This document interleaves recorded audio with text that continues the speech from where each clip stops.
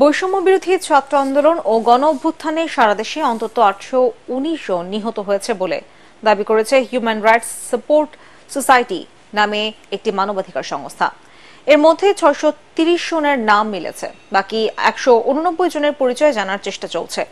বিভিন্ন গণমাধ্যম, হাসপাতাল, প্রত্যক্ষদর্শী এবং ভুক্তভোগী পরিবারের সদস্যদের কাছ থেকে নেয়া তথ্যের ভিত্তিতে হতাহতের এই সংখ্যা মিলেছে বলে জানায় সংগঠনটি।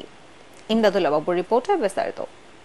জুলাইয়ের শুরুর দিকে ঢাকায় কোটা সংস্কার আন্দোলন হলেও 16 তারিখ তা ছড়িয়ে পড়ে সারা দেশে। শিক্ষার্থীদের ব্যাপক প্রতিরোধ শুরু হলে আন্দোলনের ওই দিনই রংপুরে আবু সাইদ সহ নিহত হন 6 জন। দিন গড়ানোর সাথে সাথে বাড়তে থাকে সহিংসতা, পাল্লা দিয়ে বাড়ে নিহতের সংখ্যাও।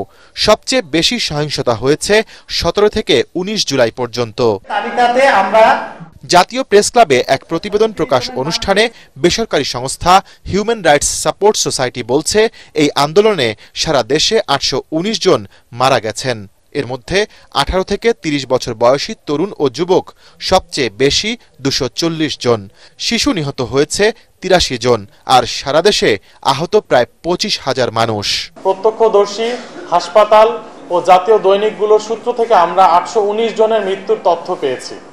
এর মধ্যে 630 জনের নাম জানা গেলেও বাকি 189 জনের নাম জানা সম্ভব হয়নি। হাসপাতাল ও বিভিন্ন মাধ্যম থেকে যে সকল বিশ্বাসযোগ্য তথ্য পাচ্ছি তার উপর ভিত্তি করে আমরা বলতে পারি যে নিহতের সংখ্যা কমপক্ষে 1000 হবে। নিহতদের পূর্ণাঙ্গ তালিকা প্রকাশের পাশাপাশি জাতিসংঘের সাথে সমন্বয় করে এসব হত্যাকাণ্ডে জড়িতদের দ্রুত বিচার দাবি করেছে সংস্থাটি।